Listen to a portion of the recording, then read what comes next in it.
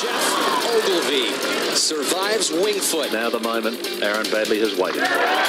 Gary Webb is the 5-time Australian Open champion. Golf at its best by one of the best in golf, Peter Thompson. Stand in front of a crowd like this today and win the PGA Championship is pretty special. He's done it at last. Greg Norman.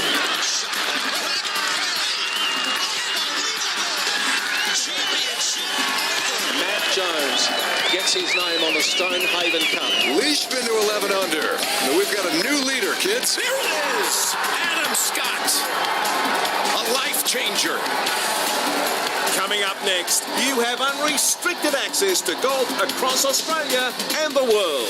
Thanks to Golf Australia, we're going inside the ropes. Subscribe now on iTunes or your favourite podcast app, or head to golf.org.au. G'day everybody, welcome to the show. It is Inside the Ropes. Raise the bat for us if you wouldn't mind. Episode number 50. Well played, everybody involved. We did it. Some said we wouldn't get to 5. Well, here we are, 45 later, we're at 50, which is magnificent. Andy Maher alongside Mark Hayes, who returns to the fold after a far too lengthy break, I might say. Congratulations on the nuptials and extended holiday thereafter. Nice to have you back. How was it all?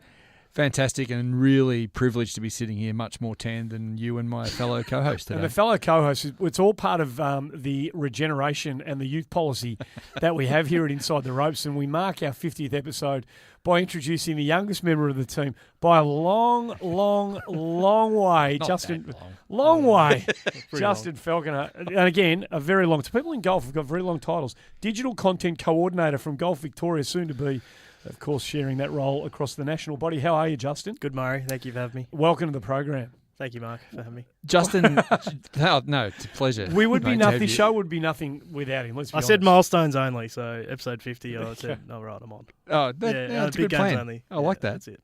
For those who don't know, and how would you, I suppose, Justin's the man responsible for doing a lot of the great videos you see from the tournaments, not just in the last couple of years with Golf Victoria, but before that with iSeek Golf and other such entities. And he's the man who's, as you say, Andy, we're grooming. He's the heir apparent. The work that I'm most fond of from Justin Falconer is some of the green screen work that he's done in the past, as we've done some of our promos back in the old days when Inside the Ropes first started. Some of your work on some of the green screening was outstanding. It was some of our very best. You can probably dig deep enough that you'll find it If somewhere you on the really want internet. it. You don't really need to. There was all sorts of stuff going on in the background.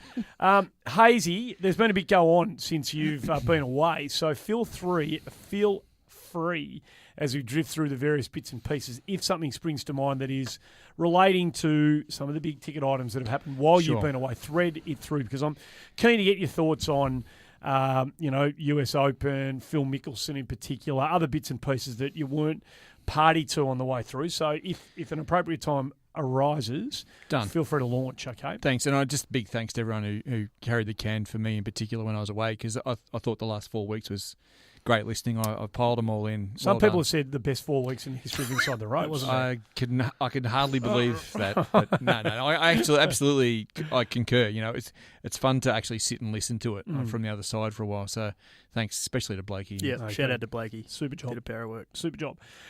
So let's kick it off with the biggest tournament on planet Earth last week, and that was the Women's PGA Championship. A thrilling finish.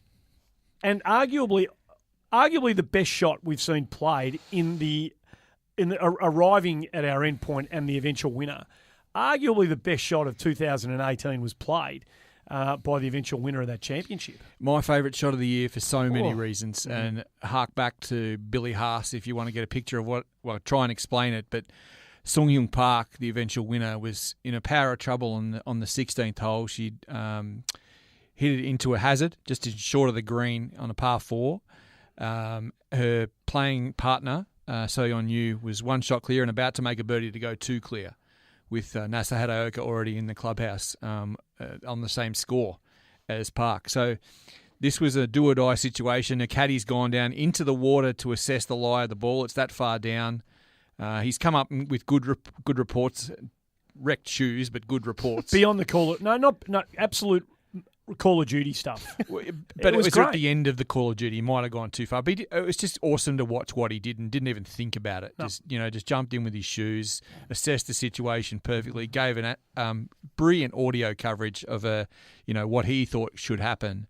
Ball just above the water enough to get a club on it. And he basically said, even though it was sitting nicely, you don't have to swing at this too hard. You can just bump it up onto the green here and give yourself some sort of par putt.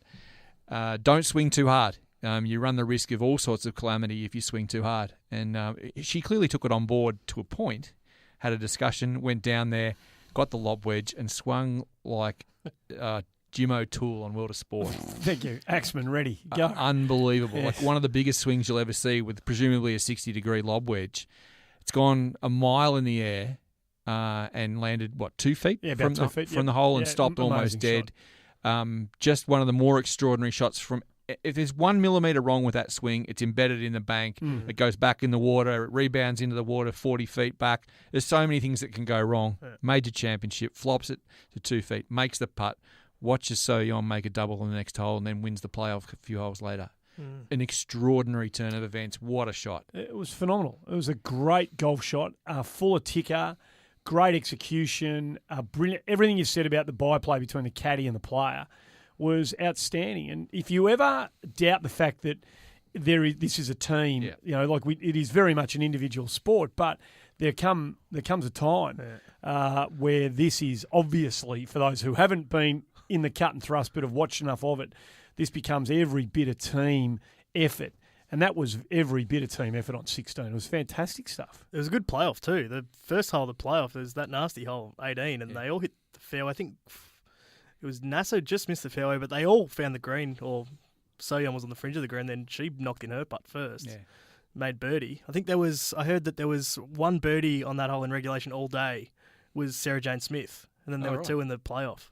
Yeah, I think I read that on Twitter, but it was exciting, and she was clutch, wasn't she, on the way to winning? Extraordinary. 3 majors, Andy, so far in the women's season, and 3 playoffs. So it's been exceptional golf when it matters the most. So a couple of things. You mentioned Sarah Jane Smith. Again, the best Australian finisher at a major championship. She's found a new level for herself, I reckon. I don't know whether she surprised herself with this, but she's now found the watermark for her has risen. And she hopefully believes that sooner. If she doesn't already, she does sooner rather than later, because she's clearly got a game now that at the end of the day, when you count them all up, she's getting closer to the very, very best players in the very best events. I was fascinated to listen to her talk a couple of weeks ago on the podcast after the US Women's Open. That was brilliant to hear. It sounded like she'd found something that made her more content. And to me, I've been a big fan of her and Dwayne. They're a great, fun-loving combination to watch go and play golf. To me, she's always made enough birdies to contend at that level, but she's made a string of bogeys here and there. If she has that week where she can wipe those 5s out off the cart, we got something boiling there. T5 and T11, back-to-back majors. That's good going by anyone's standards. Here. You mentioned the winner and one of the runners-up. You mentioned Nasser Hadaoka as well.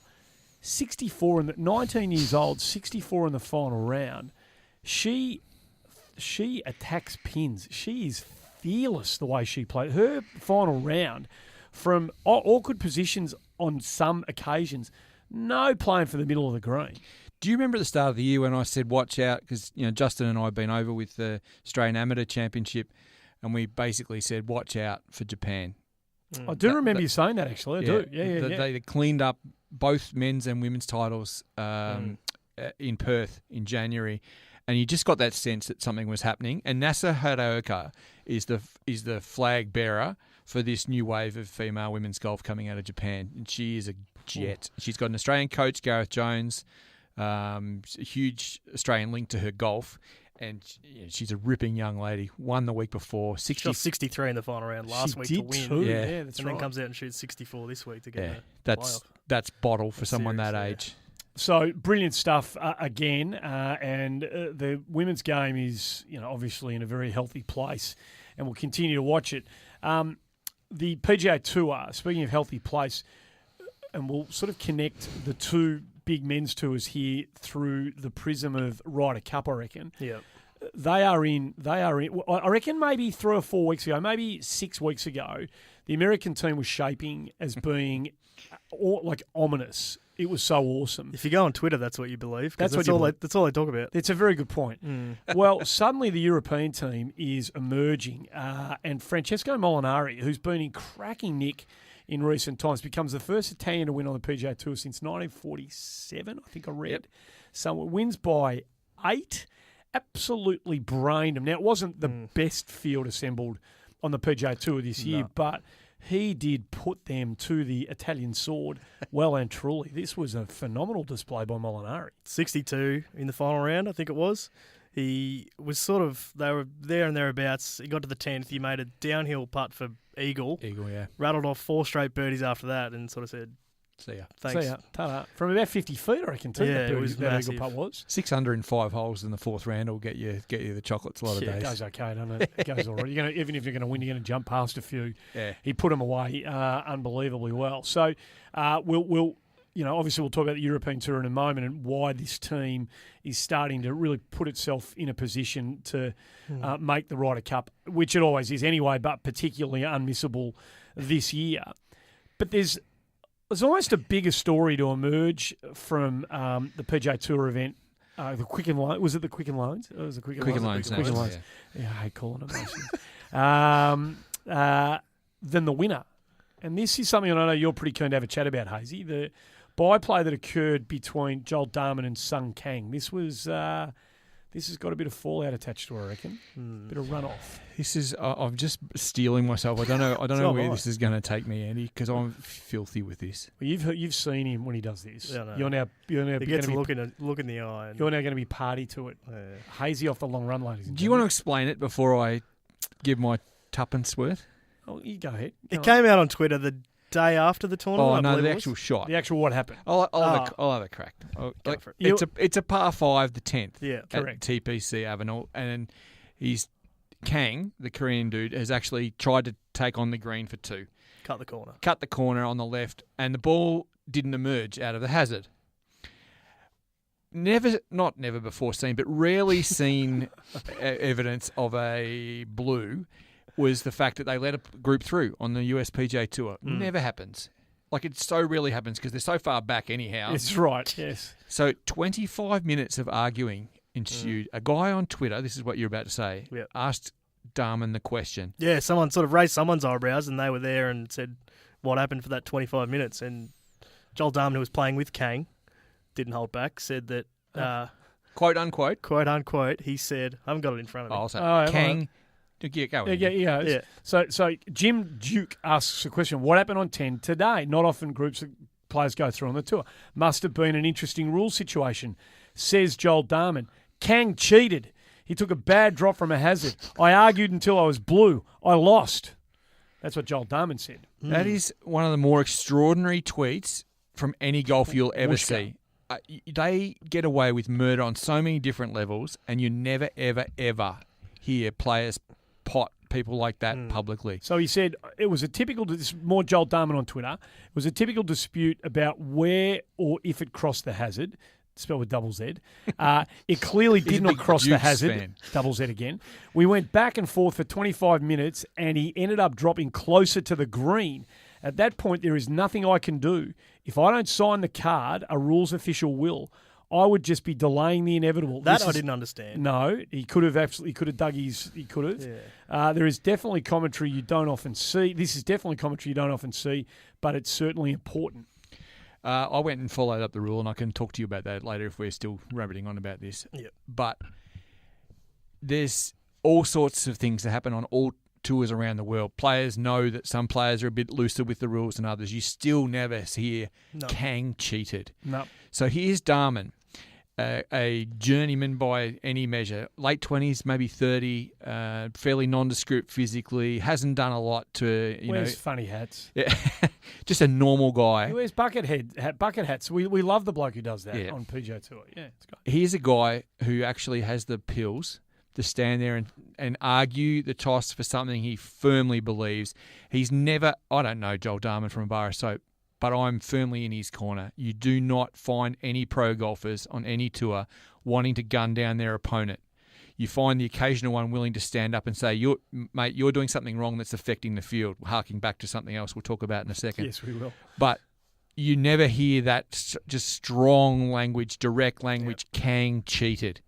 Now, I don't want to cast aspersions on Kang, and I don't know if he did or he didn't. I wasn't there. But I'm going to back Darman. You do not argue that unless You you're would make fair that up income. because So to the rule, this will all wrap together in a second, Andy. To the rule is a player can refuse to sign a card, but if someone can corroborate what happened, that person can effectively sign for it. So the rules official down there would ultimately have signed. Once he's given the all clear for the drop, he would ultimately sign the card if Darman refused to sign Kang's card. Now, Kang has gone on here to run third. His second best finish on the US PGA Tour. He's qualified for the Open Championship at Carnoustie. He's pocketed an absolute mozza. This is complete crap, Andy. This is complete crap. Darman's prepared to put his entire reputation on the line to say this guy cheated. And this guy's walking off with all the bells and whistles. He's just won Sale of the Century. This is bollocks. The tour has to stand up here. It's a players' union. We get that. But it's about time that the US PGA Tour in particular stood up for what's right for golf. Let me be devil's advocate, and we'll bring in the Phil Mickelson stuff here because it feeds in. The Mickelson stuff we saw what he did. That was beyond dispute. Yep. And they still didn't throw the book at him. I will just say that's the USGA. Yeah. That is true. That is true. But we're talking about authorities. Big picture, yep. We're talking about the authorities who've got the opportunity to rule for the good of the game. Yep. Make a statement on behalf of the integrity of the game. Yep. They didn't do it with Mickelson, right? I don't disagree with anything you're saying about the Joel Darman Sung Kang situation, but let me be devil's advocate here. Is this not a one word against another? How do we resolve it if neither party wants to give ground? How do we get to the next level and get any clear resolution when it's one person's, and there wouldn't have been a massive gallery following Darman Kang. There's not a lot of people around there clearly. No, and I who would are say buying into this, the gallery was on the opposite side of the fairway, that's right. away from the hazard. Yep. So there's going to be a problem. Even the guy who actually saw the thing on Twitter, couldn't understand what was going on. He wanted clarity. He didn't have an answer. No. I did a deeper dive on the thread of Joel Darman coming on Twitter, and there was a guy called Michael Clock who said, "I was on the green behind doing ShotLink." He reckons he was working for ShotLink. And that ball never came close to coming back inbounds and going back out of bounds. I'd be interested, and he was talking to someone else. And he's saying, this was my ShotLink points, which is a little graphic that shows up showing on the PGA Tour leaderboard where the ball lands and all that. Red 4 is where Kang got his drop, a.k.a. claims his ball came back in before going back out of bounds again. It went straight into the Reeds Creek. So, I mean, this is just he said, she said. Well, and to answer your question, which I think that's pretty strong. Which I think that's fantastic and great research. Diving. How did you do that? We don't dive here. No, young Spending guys. Too much time on Twitter. Young blokes. They know about that shouldn't be a compliment. They know about technology, Hayesy. There is a place. There is a place for teenagers on shows like this. The youth policy is already Exactly. paying I like it. But I appreciate that it's a devil's advocate question, but to my point earlier, Darman doesn't stand to benefit from making a liar out of this, and someone will say, "Darman, pull your head in." If that's not true, the rules official will come out and say, "No, that's not right, Joel. Pull your head in. We're going over here." But there's been no one who's come out and said that's wrong. But meanwhile, good old Kangy boy, he's off to Scotland with a money dragging out of the bottom of his pocket. So you were drinking pina coladas and sitting by pools when Phil Mickelson was doing his thing. Wow. What did you make of that? Well, this falls into the exact same category of shafting the rest of the field. Kang, Phil. Yeah. Look, I understand his frustration. There are actually ways he could have got around it without doing that, i.e. maybe letting the ball run down off the green in front of the bunker and come back and declaring it an unplayable lie and coming back and having to putt again. Would have solved the problem. And it's by law, I mean, it may not be ethical, but by law it's fine.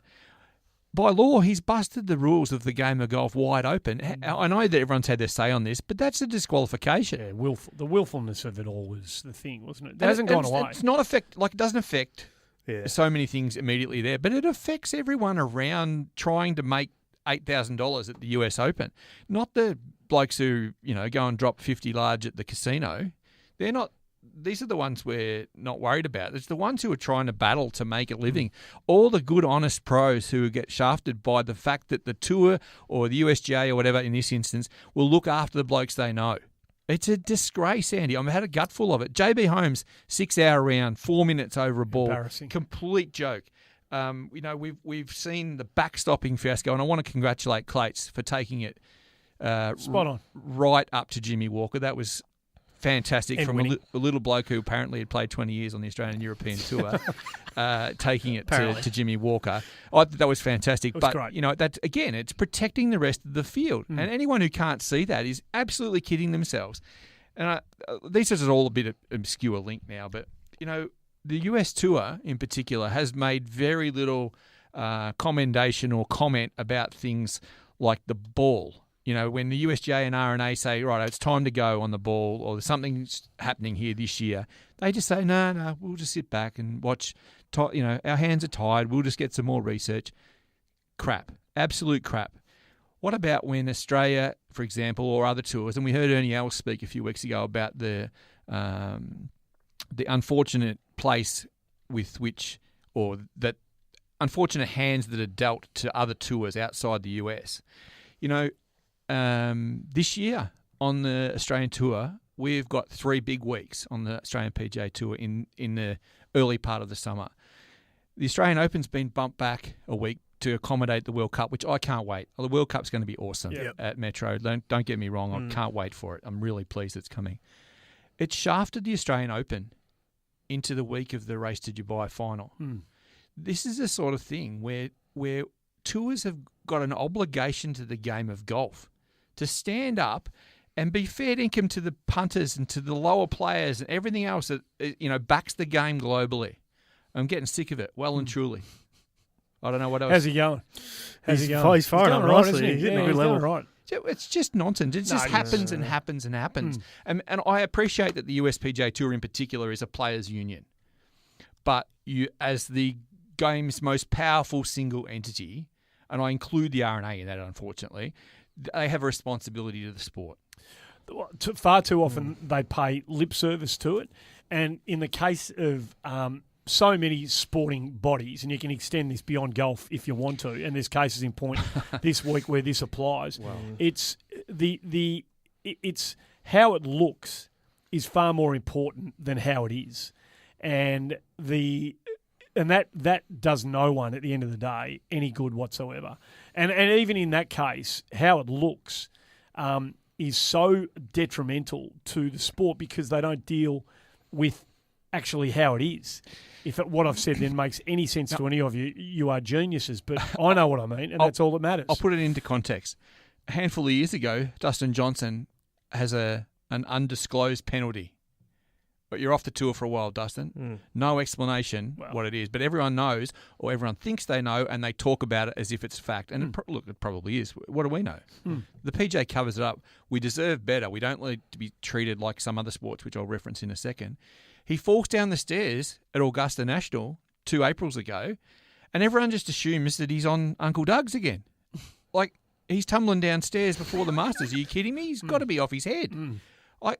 That's unfair. Well, they let the player down. Well, if you tell the truth at the start and give people the respect they deserve, then things become much more explainable down the track. I mean, you brought up a sport this week. Well, here we go. My last one, Andy. I'm sorry. I'm absolutely running off at the mouth. Chris Froome and the joke that is the Tour de France, and this is from a long-time grizzled cycling fan who I've given up on it, and I can talk all day about this. I refuse to watch it. Chris Froome's situation is a debacle, right? That's the end of the cycling talk. But the sport, by any logical man's, woman's, child's reckoning right now is even more farcical than it normally is. Well, this is what happens when those in charge refuse to look after the integrity and the good of the game. Big picture. If they let other interests get in the way of what is the right thing to do, then at the end of the day, the game suffers. Correct. And that applies to any sport, and it can apply to golf as easily as it can any other sport on the planet. So I just don't want golf to get into that situation where we're looked at. We're a long way from the cycling reputation, so don't get me wrong. But I just don't want our sport to get into the position where it can be looked at as a bit of a laughing stock. Yeah. And we need to pitch in behind the Australian PGA and the ALPG and all these things to give them the push, the power to actually fight the fight against these other tours. Because if we argue collectively, we might be heard. If we argue, independently, we're toast. Agreed. We got to see again the National in Paris, or just out of Paris, where I think we are going to be set for a pretty epic Ryder Cup. Alex Noren just prevails as others either fall or fail to rise. It was one of those classic final days where the will of this man is just great. He's awesome. And, we saw the young kid from Sweden, 3 Swedes in the top 10 over the French Open, which is just noteworthy. Marcus Kinholt? Yeah. His sister is also a young golfer. How old is she? She's only 21. She's younger. She's the 7th female amateur in the world. They are going to be quite a duo. He's quite something to watch, this kid. Now, he's 21, and it fell apart pretty early for him. Were you watching any of this in the final round? Yeah, I watched a little bit. His ball left on 4, where he sort of tried to hit that 3-wood out of the ankle-deep rough off the tee, which just sort of bunted back onto the fairway. And then he's got about 170 there or thereabouts, might have been a fraction more, into the green. And he hit it. And this is where you can sort of take some stock out of all of this. I've never seen anyone hit the ball so far left of the target. He was 75 metres left of where he wanted to hit it. Further left than Stalin, that's what you want to say. I wish I'd have said that. It was so it was remarkable. Now the kid made triple, and it was sort of he just never quite got himself back under back on track after. He had a double on the back 9 that he probably 10 or 11, maybe 11 or 12, but he's a player to watch. Yeah, I remember it would have been 2 or 3 years ago. He was playing the Swedish Open, his home national event, and he was an amateur still. He would have only been 17 or something, and I think he was leading at the halfway mark, and he was the first amateur to lead a European Tour halfway or something, and he looked like the real deal. He'll be a really good player. He's going to be a player, but Noren, I thought it was interesting because it was obviously as soon as Justin Thomas went over to France and played, and it was all about the Ryder Cup, and then Noren came. He was started the day 7 back on Sunday. He walked over the top of all of them, and then to wake up the next morning and have Molinari do the same thing I thought it was kind of like planting the flag. Yep.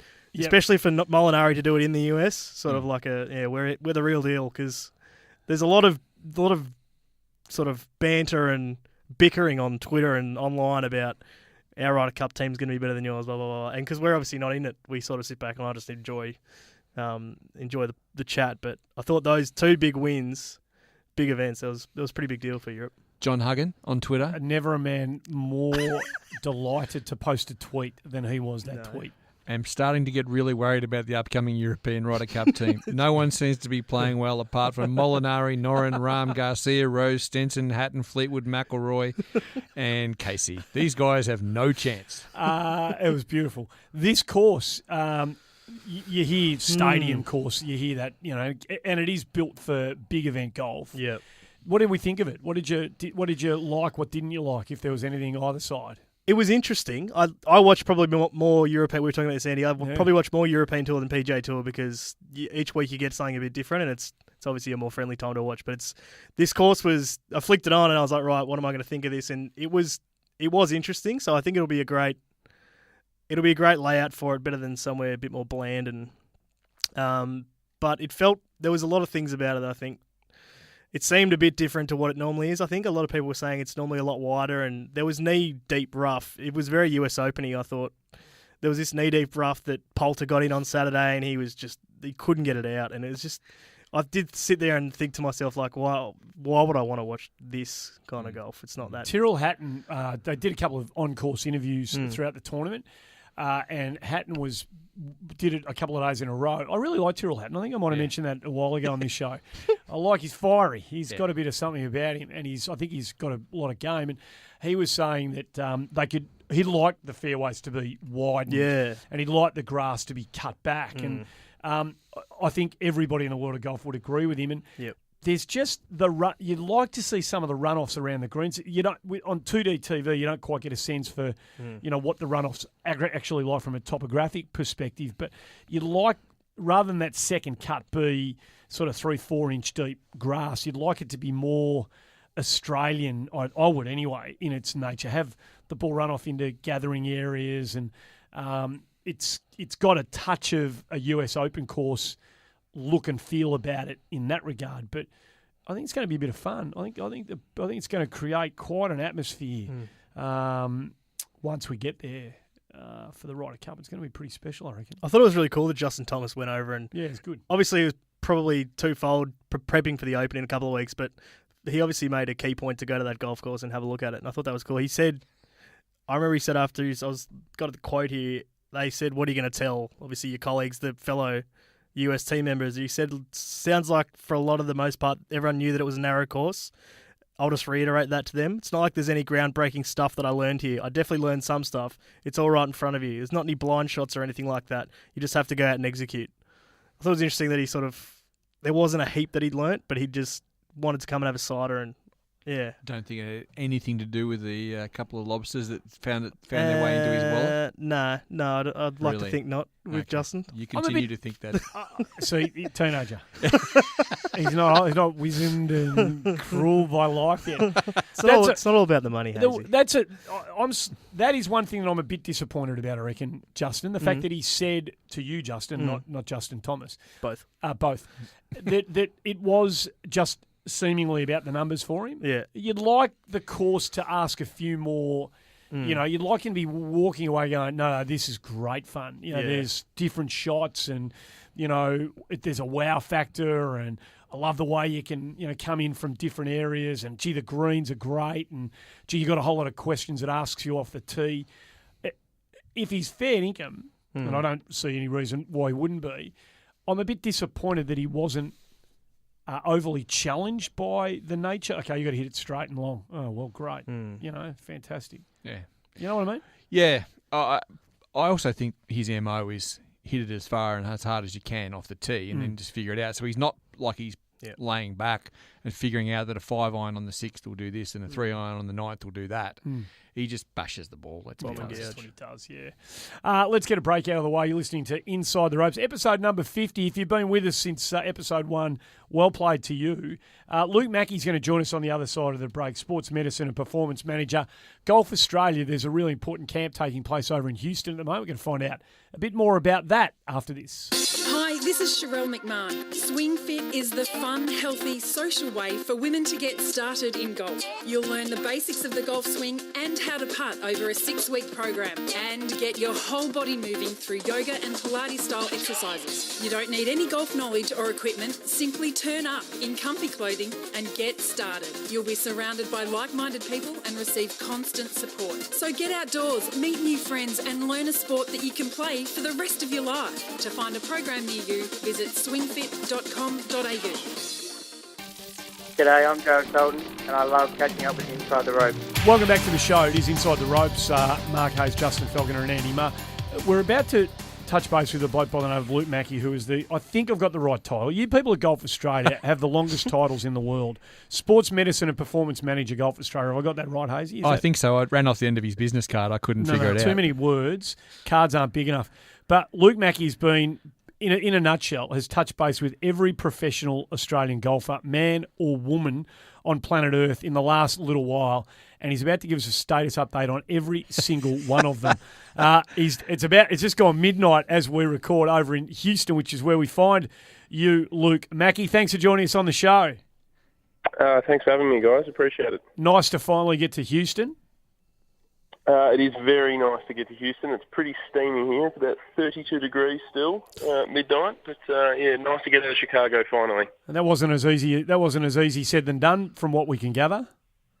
No. Got caught up in the electrical storm, which tainted the ladies' championship this week. So Over 500 flights cancelled last night, so it was a bit of chaos. Ooh, and only 200 of them yours, so you've done well to get there. For those who don't know, Andy, we probably should get this on Luke's business card. He's affectionately known as the difference to all in the strength and conditioning game. He's the man who's responsible for, in all seriousness, for a lot of the strength and physical conditioning, but also a bit of mental stuff that he does with the crews too, to get the best out of all the players, regardless of status of their career, gender, anything like that. Luke is the one that the players turn to the most, and he's in Houston this week because the national camp, Golf Australia national camp's on. 36, 37, Luke, maybe players coming down to the Woodlands in Houston, Texas, to get a bit of your love, but a bit of from the other providers of Golf Australia as well. Yeah, that is correct, Hayesy. We've got both the girls, boys, men, women within the US summer. We've got all the boys who've just been over in the UK competing in the British Amateur and most recently the European Championships in the Netherlands last week. A couple of the girls are on their way across after a few US Amateur qualifyings. So we've got 32 of the best up-and-comers, as well as a couple of our rookie pros are also checking in with coaches, physios, strength and conditioning staff, just to check in amongst their hectic schedules. Does anybody else do this, Luke? Do any other golf federations or associations around the world have this kind of facility or camp available to their global touring players? Good question. I just spent 2 weeks ago, I was over on the Challenge Tour with Benny Eccles. So that's our secondary tour to the men's European Tour. And I caught up with the Norwegian physio. I caught up with one of the staff from the the Swedish Federation.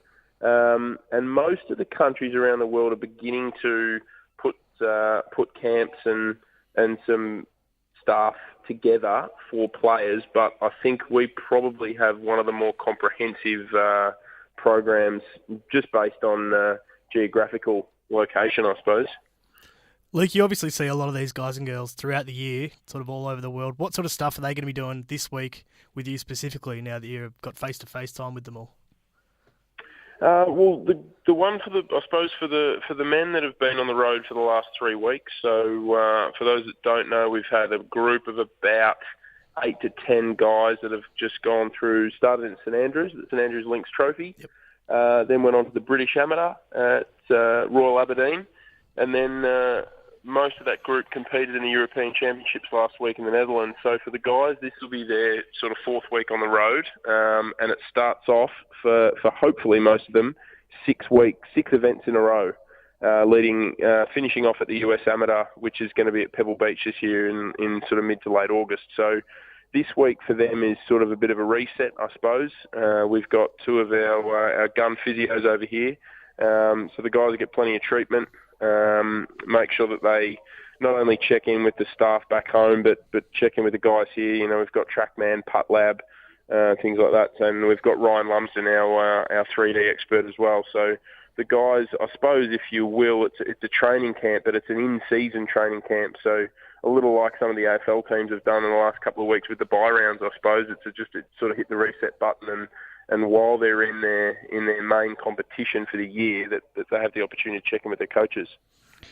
And you've mentioned a lot about the amateur players who are out and about around the world, Luke, but it's instructive to me to hear you say that some of the rookie pros are coming there. I know there was quite a handful of pros last year, even a couple of seasoned ones. Why is it that they come back? I could understand first, second year touring amateurs around the global scene wanting to pop in and do this, but they obviously see some bigger benefit, the guys who have been out there 4, 5, 6 more years. Yeah, well, I suppose, it's very difficult being essentially 24 hours from home for most of these guys. So, someone like a Curtis Luck, for example, I think is just gone maybe his 8th week in a row this week on the web.com. And then someone like Ryan Ruffles, they've got a mid-season break on the Latin America tour, so he's chosen to come in this week. He's got the ability to catch up with coach, physio, and not have to, I suppose, head all the way back to Australia. And the guys know what they're getting when they come to a camp. You've got not only the staff, I suppose, but you've got 30 of the best amateurs and young pros in the country here, so that you'll quite often find the guys being able to get out for 9 holes and play as well. Whether it's short game, putting, competition holes, things like that. So it's a great opportunity for them to connect with the other Aussie pros as well and sort of feed off that. Mate, before we ask you about who you've been seeing in your travels around the universe, we already mentioned her name in the earlier segment, Nasa Hadaoka from Japan, who's got a big, strong Australian connection, coached by Gareth Jones, who's been a long-time member of the GA team. She was there last year, I believe, is that right? And she's taken that to bigger and better things. I mean, we'd like to think of her as part Aussie now. Yes, I suppose like Aussie Kim in the tennis as well. Exactly. NASA was here 2 years ago, I believe, and she came down for a full week.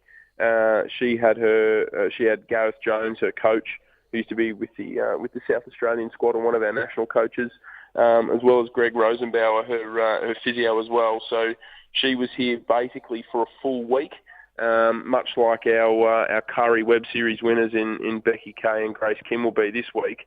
But she was basically at a time, 6 months out, I suppose, from when she was deciding to turn pro, used this as a real in-depth week in terms of being able to train and practice, full on with her coaching team. And then she took that into some competitions across here, and ultimately she had a tough rookie year last year, and then she's exploded this year. So, seeing her train here 2 years ago, there's no surprises that she's right up the top in the women's game at the moment. We're talking to Luke Mackey, Sports Medicine Performance Manager, Golf Australia. Before you start going through some of the individuals, Hayesy, Luke, a lot of it sounds, technical, state of their game, all that sort of stuff. But I imagine there's a component of what you do over there at the Woodlands that is about the mental health check as well, like how these guys going, how the girl, like time away from home, they may not be getting the results they want, may not be heading, or playing the sort of golf they want or banking the sort of money they want.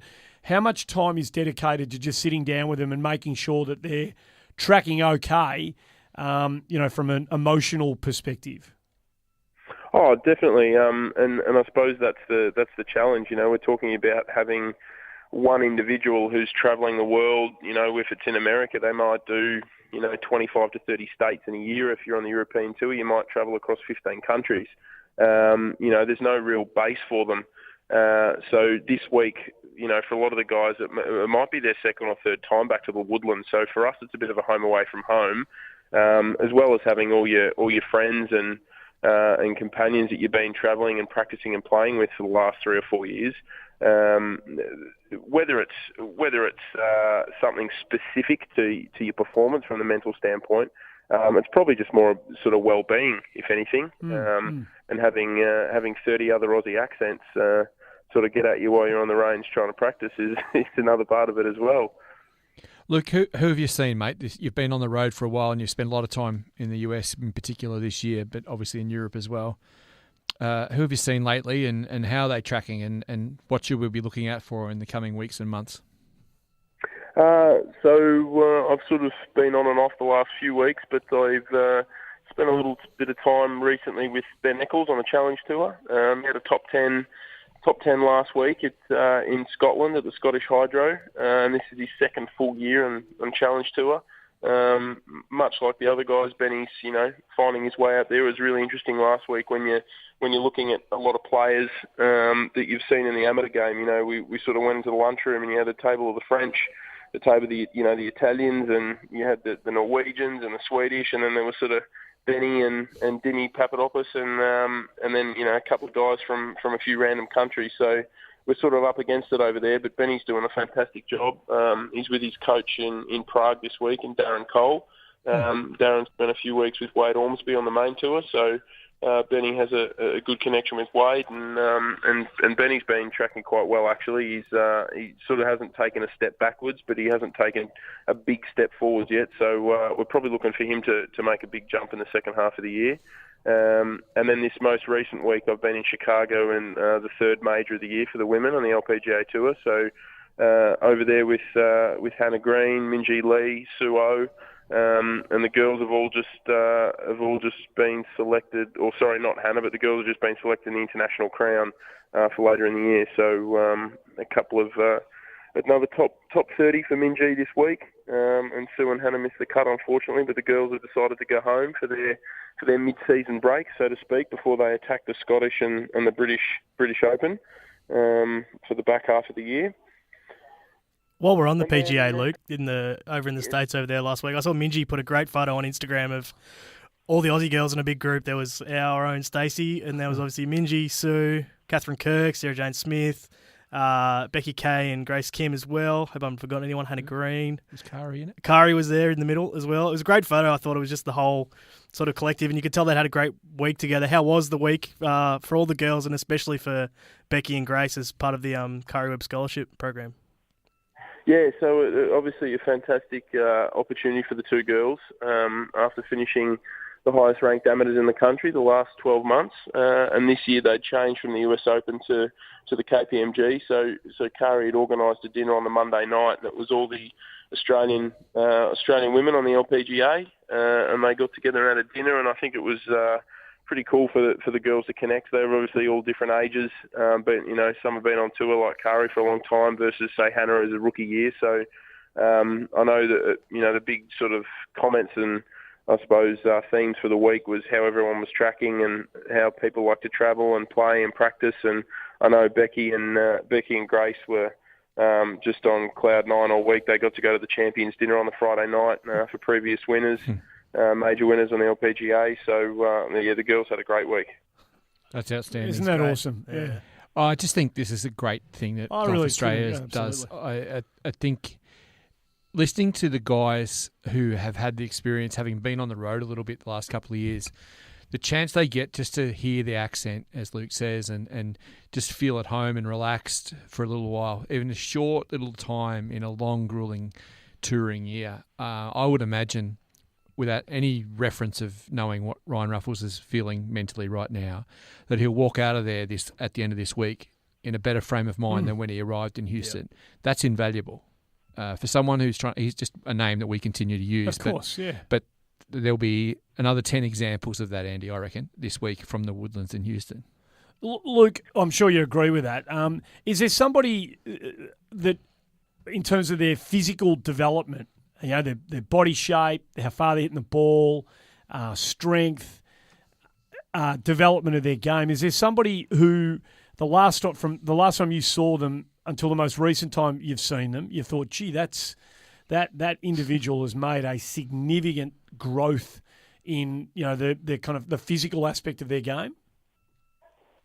I suppose the one that sticks out for me, and we're talking about guys that have been through this camp, in most recent years. I suppose Cam Davis was here last year, and he's based in Seattle at the moment, or has been for sort of a good 18 months to 2 years now, and he came in last year, having had a sort of a rough start by his own admission to the start of the year, and he had his coach here. He had Ryan Lumpkin, 3D, Dean Kinney, the New South Wales performance director, and as well as Matt Green, his physio. So the guys all got together and sort of used it as almost, for Cam, although he was here amongst all the Aussies, he used it as a real, individual training camp. He had his whole team here, and then obviously, 6 months later, he's the Australian Open champion and has since gone on this year and also won a Web.com event. So for Cam, who famously has the right hand and a left-handed swing on YouTube, I'm sure you guys have seen. Yeah. Makes you sick every time you look at it, but yeah, we have.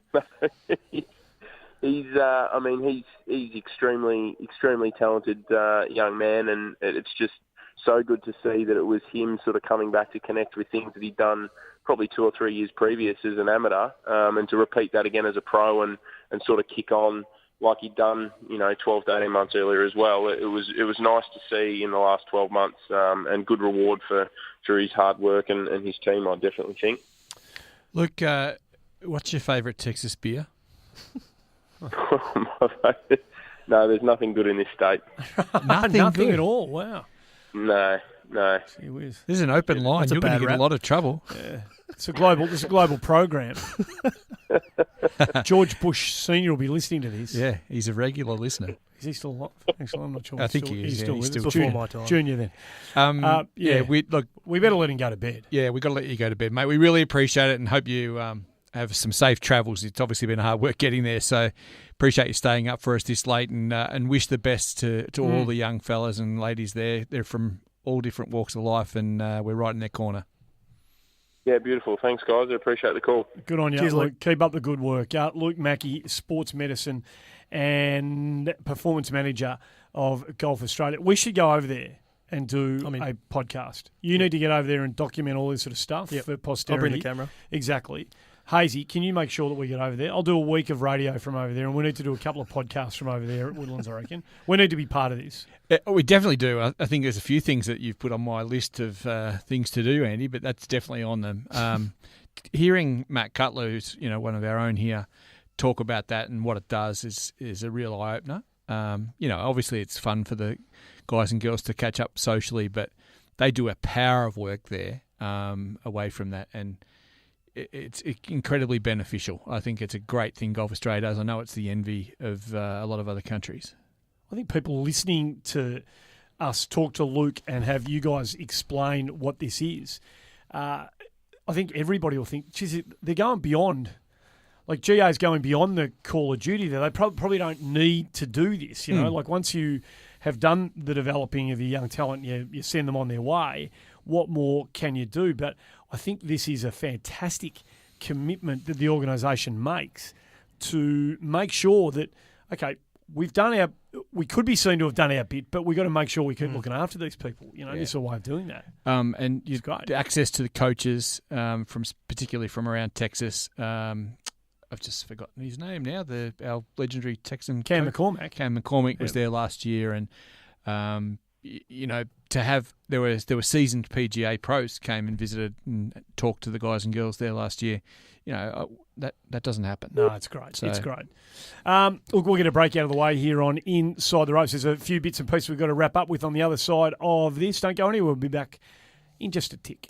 Hi, I'm Minji Lee, and I'm proud to be an ambassador for MyGolf, Australian Golf's national junior program. One of my favourite things about coming back to Australia is seeing all the kids getting into golf. MyGolf is every Aussie kid's first step on their golfing pathway. It's all about fun and friendship, learning golf and life skills in a safe and healthy environment. So, if your child is between 5 and 12 years old, be sure to find a program near you at mygolf.org.au.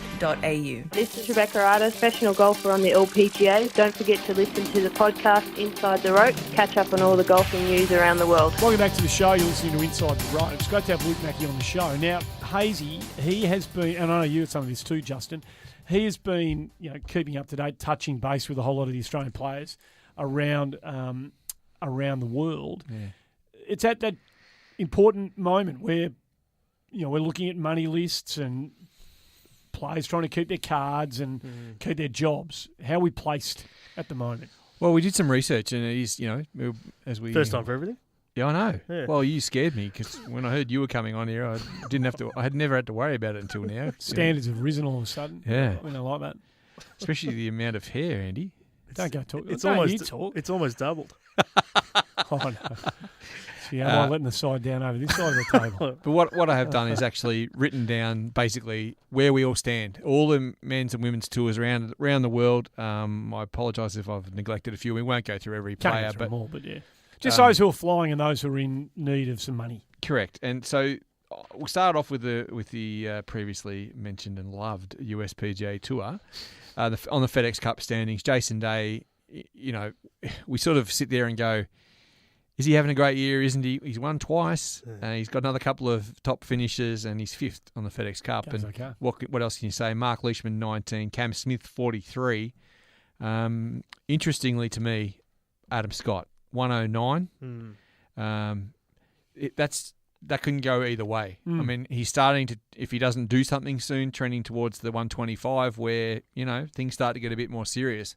He's clearly not going to have to worry about getting too many invites and things like others, but, it is trending in the wrong direction for him, unfortunately. The interesting thing with him as well, I think, is the major exemptions. We obviously saw the one for the US Open this year. He had to qualify, got through. he's in the Open this month, but that's only through a President's Cup exemption for being on that team. That's his only exemption in the Open, so I'm not sure if those are going to... Obviously, the Masters won't dry up, but he's got to keep playing well if he wants to keep getting into those fields. So just the other names, Baddeley, Jones, Chalmers, Percy, Appleby, Pampling and Ogilvy, all in that critical sort of 125 to 200 list where you're likely to have to go back and play against the top 75 from the web.com tour. So there's a lot to sort of transpire in that bracket for the Australians. And the women's side on the LPGA tour, hats off to Minjee Lee, who's... I think she's only won once, but she's been clearly the most consistent player, maybe in an argument with Arya Jatanagarn area. She's, I can't believe I just called Arya again because I'm going to get courted. It's karma revisiting itself upon you for every time you've ridiculed me for Haroon Naruma. Naruma's a spot on the New South Wales coast, Andy. Beautiful spot too. I nearly chucked it with Dougie Hawkins. Namura. Naruma. You're unbelievable. Good golf course at Naruma too. Oh, fantastic. Hogan's Hole. Oh, beautiful. Suo, Sarah Jane Smith, Hannah Green, Catherine Kirk, all safely in the top 100, between 48 and 63, actually. The one we've got to look out for is Rebecca Artis, who at 116 needs to gain about 20 spots to keep her hand on a card for next year without going through the hard yards that she did last year. So best of luck to Rebecca Artis in the coming weeks. I don't even know where we want to go, Andy. But European Tour, what do you got over there? Well, Cam Smith's the highest ranked Australian, strangely enough, just based on his Masters performance primarily. But really interesting, we heard reference by Luke Mackey earlier, Wade Ormsby, and a trip from Coley over there has obviously paid dividends. He had a great result in France, and he's rocketed up to 35th, which is a great thing. And he's got a hand, or he could almost book his ticket to Dubai. He's going well. He's playing really well. Yeah, really well. Scott Hend is interesting. He's sort of starting to gather a bit of momentum, and he's 75th. Jason Scrivener's going well at 78th. Adam Bland 89th, and then we get down into there's an absolute truckload of guys who are going to need to find something special. I won't go through them all, but there's plenty. And on the secondary tour there, the big news, we heard about Ben Eccles starting to gather a bit of momentum, but Dimi Papadakis, another great result there in Europe, and he's back to 12th again on the Challenge Tour standings. 15 will go through to get their big card, and that's, he's going well, the big fella. Yeah. Can't wait to talk to him again if that comes off. On the American equivalent, the web.com tour, Cam Davis. Now, we talked to him a few weeks ago, and he was very calm and confident and not worried if he didn't finish in the top 25. But I think, listening to him, I think he thought he was pretty good. Well, golf's a funny game. It can change so quickly, especially on the web. 23. He's down to 23. So the top 25 are the automatics going through. And every step you take down is a lesser card you get next year on the PGA Tour. So really would like to see Cam just bank a couple of big checks in coming weeks and just take another couple of steps back up. Ryan Gibson coughed up a big chance at the weekend, a pretty ordinary last round, and slid to 28th when something much better was beckoning, unfortunately. Brett Druitt, 44th, Jamie Arnold, 61st, Curtis Luck, 71st, and Cam Percy, 93rd. So a lot of work to be done for a couple of the veterans there, and we really would like to see Curtis Luck. He's not playing bad golf, but he's just becoming a victim of the stupid scores you need to win on that tour. 19, was it on the weekend? There's some ridiculous score to make the cut on the... It doesn't, I haven't got the numbers in front of me, but to make the cut on the weekend was crazy low. I saw one guy had 4 rounds in the 60s and finished 60-odd. Yeah. I mean, it's just such hard golf to make a living out of over there. On the Asian Tour, Daniel Nisbet, name we haven't spoken much of, but he's our best performed player at the moment. 13th. There's a host of guys sort of within touching distance of doing something special there. Terry Pilkadaris, a grizzled veteran. I've got to get him on. He's an absolute lunatic. He's 21st. He's fantastic. And that's great for someone who's been over in that neck of the woods for a long time without much recognition. I'm just rolling through my cards here. The Mackenzie Tour is just three events in. Ruben Sonjaja and Brett Coletta, both 30 and 31 respectively. So that's a good start for them. And on the Latino America Tour, Harrison Endicott's going well. Really good fist of his first year as a pro. Ryan Ruffles, 44. I don't think we can say the same for him. I think he expected better of himself. I'm sure he did. Yeah. So it's a critical time for him at that camp to sort of find something, I guess. It's not a disaster, 44th on that tour, but it's not where he wanted to be, that's for sure. So, and the Symetra Tour, Andy, is probably the last one that I haven't mentioned so far. Not good news there. So we're a long, long way from the dance there. Su Jin Lee, Selena Yuan, and Steph Na, who's a great young lady, unfortunately on the wrong side of 100 there on the rankings, and will need something special in the coming weeks. All right, well, there's some names there for us to watch and really pull for in the next couple of next month and a bit. So I forgot one thing, and I'm still struggling to find it. Japan Golf Tour. Oh, you're going. So many tours, so many names over there. Look at all the work you've done. Highlighted and everything. Brendan Jones, our best there at 13th. Anthony Quayle's 24th and going really, really well. There's actually 7 guys in the top 100 on the Japanese tour, which is fantastic, including Won Jun Lee, who was the best non-Japanese player last week. He's just the forgotten man of Australian golf. He did really well, and he's up to 86th. The name I didn't mention there at number 18 was Matt Griffin, who is very confident. I actually bumped into him at Los Angeles Airport the other day, Andy. And he was very confident about what's coming up for him, and that he's done enough already to get his tour and get his card for next year and get where he wants to get to in terms of exemptions into big tournaments and things. Looks like he's just found a place up there, doesn't it? This happens to some Australian players. He's just found a little place up there, and it's great to see. Yeah. We'll ask him a question next time he comes on. But he finally took a week off at a time when he's got a bunch of mates up in Maine in the United States who've been at him to come and play a tournament there that, you can have invites and ring-ins and whatever. And he went up there for the first time. He'd been asked a few times, apparently. I might be putting a bit of mayo on this, but he's gone up there to Kennebunkport, where some of your presidential mates hang out, Andy, in Maine, and he's gone up there and cleaned them up. So good on him. Good on him. It's taken us a long time. We haven't mentioned the name Tiger Woods yet, which is some kind of world record. Extraordinary. I know you want to talk about him. Oh, who doesn't? It's weird. He's just sort of... It was his second best finish for the year, tied 4th. Mm-hmm. He started the year in 1,199th on the world rankings. He's gone up to 67th, which is pretty extraordinary. Obviously, he was coming from a long way back, but... He equalled Molinari for the week with the most birdies in the field. He had 21. He still finished, I think it was 8 back of Molinari. But everyone was talking about his putting. I think it was the middle of last week, he went to a new putter, a mallet-type putter, and that's enough to send everyone absolutely bonkers on people going nuts. Tiger's got a new putter, and there's nothing more important in the whole world. It was just interesting. He finished 7th for strokes gained putting for the whole field, but he was last inside 10 feet. I think he missed, I can't remember the exact stat, but he missed 13 putts inside 10 feet or something like that. I was going through his statistics. I mean, you could read them all day. It's fascinating. Apparently you have. I have. I literally, yesterday morning, don't tell my boss. He's just the work off the tee is still the problem, but I found the most intriguing thing that I found, his putts per round. So this is across the whole season. For the whole tour. So putts per round, in the first round he's 7th with 27.8. Second round he's 8th on the tour for 28 putts. The third round it gets a little bit worse, 45th. In the final round he's 152nd for putts per round. Gee whiz. That is an extraordinary statistic. I saw that and I thought, That's amazing. How can he be 7th and 8th in the first 2 rounds and then 152nd in the 4th round?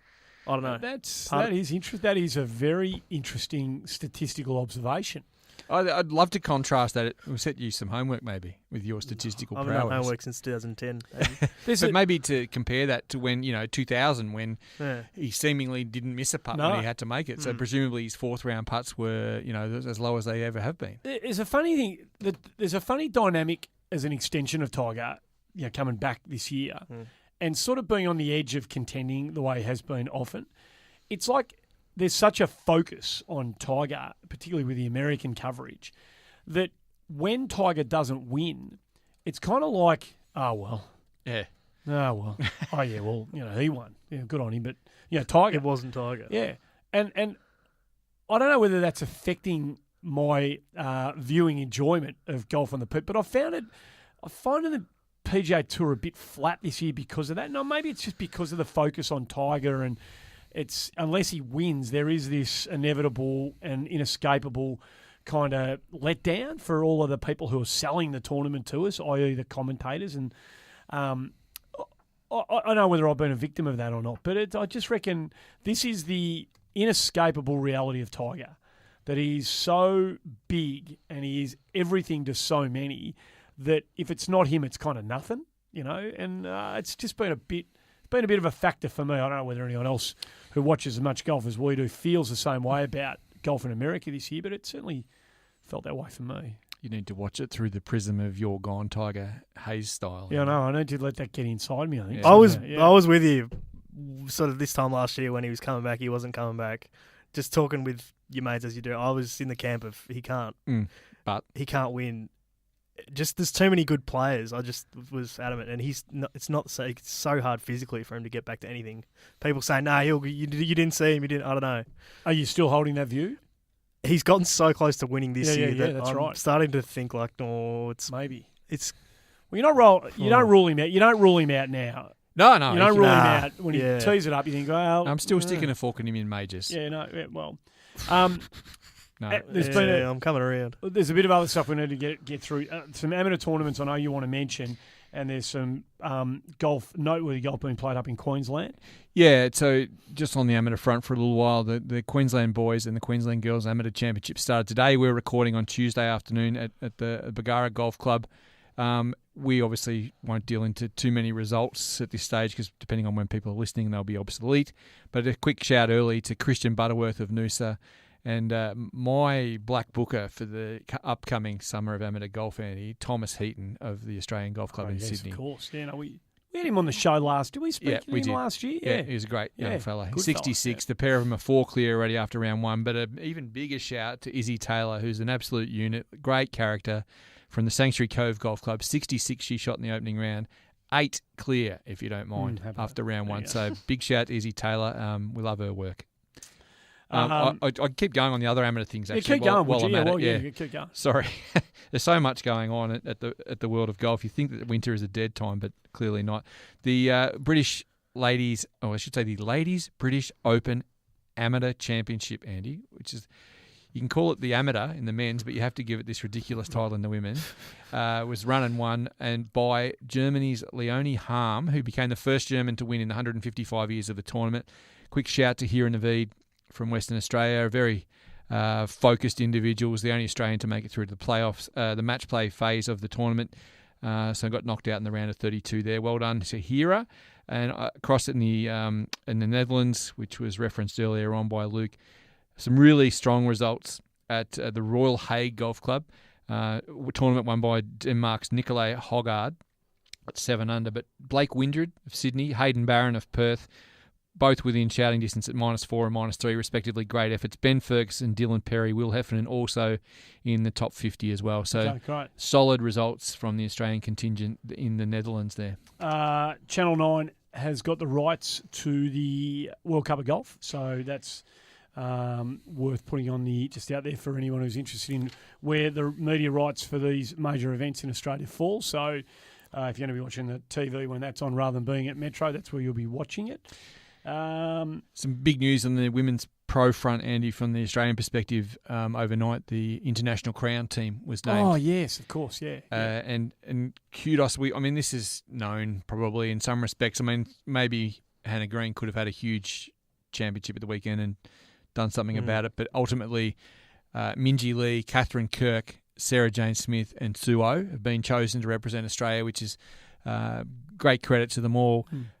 Importantly to me, Australia's actually seeded 5th, and I think that's a great result. 8 teams, a biennial team event, and you want to steer yourself clear of Korea and the United States for as long as you can in the draw. And I think being seeded 5th is going to put us much closer to playing England, Thailand, and Japan, which I think is more manageable for the team. But the other qualifying countries: Korea 1, USA 2, Japan 3, England 4, Australia 5, Thailand 6, Sweden 7.